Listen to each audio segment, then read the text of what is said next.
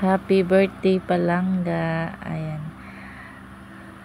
Sobrang saya mo dyan. Ay, nakakatuwa naman. Cake lang muna. Tsaka manok.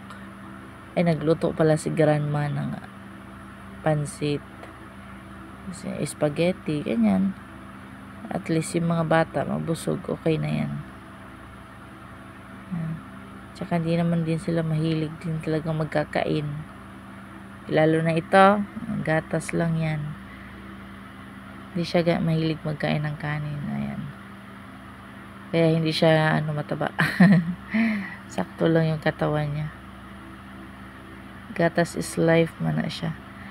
Happy birthday, Palangga. I love you so much. Ayan, banding-banding din kaming dalawa. Ay, magpakakidat-kidat pa ang mother. Charot.